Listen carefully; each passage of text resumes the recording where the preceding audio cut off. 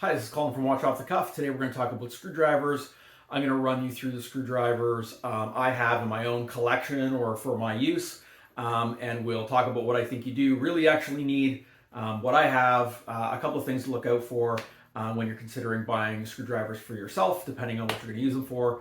Yeah, that's it. Let's get to the bench and I'll show you what I got. Okay, screwdrivers. Let's start with what I have, and then maybe we'll go on to what I think you actually need. So I have my screwdriver set up here, and I did recently add the 12-piece Horotec screwdriver. They're top of the line to my quote-unquote collection. But what I worked with for quite a while was this Horotec set, 6 pieces, running from 0.6 mil up to 2 mil. And I did plenty of full watch service with this set alone. I mean, if you're thinking what's going to get me through the gate, a 5 or a 6 set piece in the beginning is going to be just fine. And you don't necessarily have to go high end like Bergeron or Horotec. If you're kind of doing it as a hobbyist and you're not doing it commercially every single day, you could take a look at one of these Econo packets. This will get the job done. Now this one goes from 0.8, this one's up to 1.6 mil. The only thing I would say about getting an economy set, if you're looking at doing that, is that you must inspect the tips themselves, because they may not have been honed or machined properly, meaning that if the screwdriver was here, the tip might be angled, or it might not have been set up right. So I'll give you a quick demo about how to do that or what to look for. But anyway, so you could probably get away with this. For me, for the most part, I end up using for a long time, the 6-piece Horotec set. I also have up here 4 pieces of Phillips that run from a gray to blue. So that would be, now I want to cheat, I want to take a look at it. It will be 0.6, 1.6 to 2.5 millimeter. So various sizes there. So that's again, that's got the set done. That happens to be a Horotec set, but it isn't a high-end version. And then I have a set of basically economy screwdrivers that are right here. I think you can see them in the camera. And the idea with those is that if I'm not doing anything precision, or sometimes end up using a screwdriver, the tip of a screwdriver to pull out a battery or something, I poke with things with them, then I just use those, and I don't want to mar up the end of the screwdrivers. Otherwise, that I have them, the nice ones that I've had set up, and they're perfectly honed and look really good. So I kind of have first tier and then second tier depending on the kind of work that I'm doing. The other thing that's useful is I have, and you can get this as an add-on, I have one with barrels, with the wider barrel, which gives you just a little more torque. These I end up using for things like Omega or Rolex bracelets. Probably the most important one is the 1.6. That'll going to do a standard Rolex Oyster or Jubilee bracelet screw. And that extra torque will make a big difference in terms of the amount of control you have with the screwdriver, and hence the screw. And then I have 2 slightly smaller sizes as well. That'll be red's going to be 1.2, a 1.4, and a 1.6 millimeter. And I could probably just get an extended barrel or a large barrel and then put these on and off. But there is a set screw, and I always worry it's going to mar the screwdriver. And the screwdriver outside of that, these high-end ones are kind of works of art in their own. I'm I don't want to mar it up. And anyway, so basically for day-to-day work, and I use it for a long time, I basically had my high end, my low end for poking around, a set of Phillips screwdrivers, and then some with wide barrels, so I could do some high torque work, things like screws on bracelets that maybe have some Loctite or some other thread locker on there, where it's going to be a little harder to get them off. So the big difference, if you're looking at what's the big, what am I paying for if I'm getting these high-end screwdrivers, is generally the material of the screwdriver itself, not the tip. So you really probably could get a cheap one of these, and if you wanted to have really nice tips, you could order, for example, from Horotec, just the tip that goes on the end and put it in there, I suppose. But the big deal is a Econo set is going to be brass with chrome plate. There's kind of a middle of the road where they'll have an anodized aluminum screwdriver, and you'll know that it's anodized aluminum. So for example, here's my new top of the line set from Horotec. This barrel typically comes in a color, so it's easy to like color aluminum, which is similar to having like a bezel that goes into your diver or whatever. That's anodized aluminum. It's easy to color the whole thing, so you'll know it's anodized aluminum if it's colored. So anyway, and then the straight steel ones. The other thing is that the top here will have a ball bearing here, so it runs very, very smooth. Where an Econo set is literally just going to be riveted on, and although it still runs fairly free, it isn't as smooth as the ones with the ball bearings. So 3 basic tiers of the screwdriver itself: brass with chrome plate, anodized aluminum, and then top of the line is usually stainless steel. And then the anodized aluminum may or may not have a ball bearing. These, for example, this is a steel, but it does not have a ball bearing in the top. It's just a basic rivet in the top.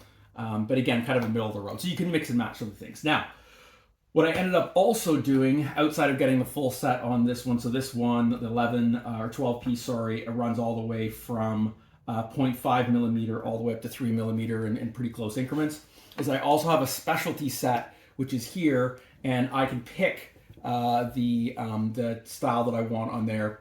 And it's got everything from some precision Allen key sizes. It has like specialty screws for just about anything. Some of them I haven't even come across yet, but I know that if I came in and somebody had a very specialty screw on a high-end watch, I would be able to do this. So what happens is I've got the main driver here, I put it in there, and then this screwdriver here just simply sets the set screw for the piece in the end. So I think probably what's going to happen, as I've used it for so long, I probably need to retire this set now that I've got this one. But I don't know, I've had this around for so long, and I feel sentimental about it. So I'm not quite ready to like let it leave the bench. It's just such a fixture there for so long. So I mentioned briefly about doing the little screwdriver bits. So what happens if you get your screwdriver, you take a look at it, and you see that the tip is not a precision ground? So there's a couple of things. Number one is when the screwdriver, are these parallel when they come down to the tip? Is the top of the tip flat across? It could be angled, and then of course they could be a slightly. I think we were talking about the parallel. We did the parallel, the top, and then on that top, is it the right amount? So you don't want it to come to a point. You want it to come down. There's got to be a step on the top. So is that step appropriate so that when the screw goes down into the slot, the side of the screwdriver meets those things and it doesn't jiggle around? If it doesn't fit properly, it's going to like the edge of the screwdriver is going to bite the end of the slot, and it's going to either deform the screw or the screwdriver or both. So how do you fix that? So the easiest thing to do is to get a combination stone like this. So it's got a medium grit and a fine grit.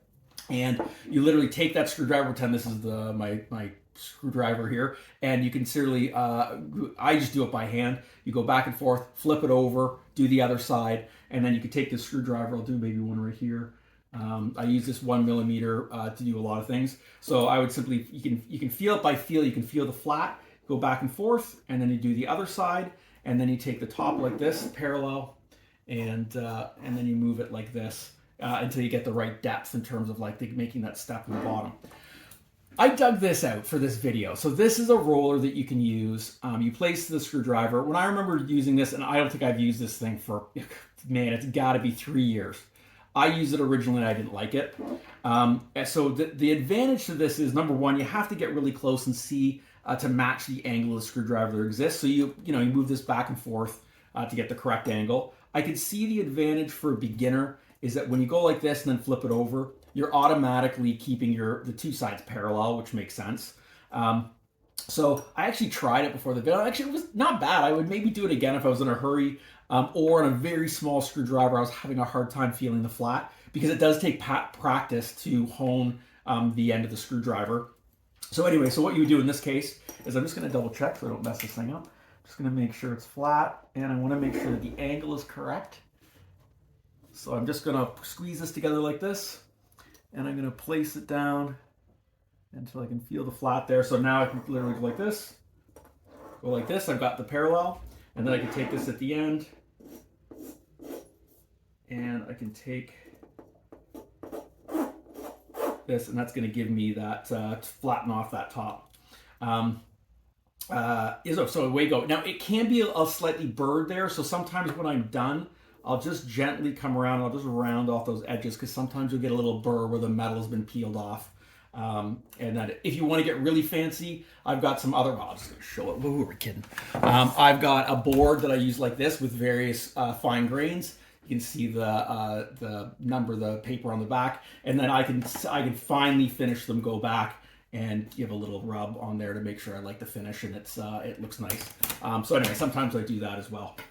So I think the only thing I've got left in closing is I have 3 other screwdrivers here, and I've got them marked with tape, and I just have them in my bin. And they're just economy screwdrivers, but I have them marked with tape because it means that they're non-standard. So maybe I need to do something really weird. Like sometimes I'll have like a really small screwdriver that the slot is like hair. It's like a hair width, and a standard screwdriver with it flattened out at the end won't fit. So I'll just take this one and I'll just sharpen it to a point so that I can do this one job. So when I go to my bin, I just go, okay, well, I'm gonna like wreck this tip anyway. I'm gonna do whatever I'm gonna do in terms of making it work, to do what I need to do, and then away we go. I also had somebody come in with an IWC watch that had a very small slot to access the spring bar, and I just took probably this one back in the day, and I just ground it down until it made a very, very thin. Like this one right here, no, it would have been this one for a 1 mil, and I would have just ground it down, I would have filed a little fork, and I would have just literally made the tool I need to be able to get it in. He had taken it to the boutique, and they couldn't even get into it, and it scratched it up, something terrible. But again, if I have this at the ready, I can just do it. I've got a nice handle to hold, the little thing that I've changed on the end, and then I just have an ability to just get the job done. So anyway, so I keep a couple of those taped, non-standard. I put them over here. And then if I need to do something weird or really jam something or pry something or need to grind it a funny way or make it into a point or whatever, I've got that available. I think that's it. Maybe in the comments you can let me know whether you want to see like an in detail, like show me honing a screwdriver from start to finish if someone's interested in that. And maybe we could do that. And I could show maybe some shots on the microscope or something. I don't know. If someone's interested, send me a comment and then we can maybe like go in depth. But anyway, that is my screwdriver collection. Until next time, cheers.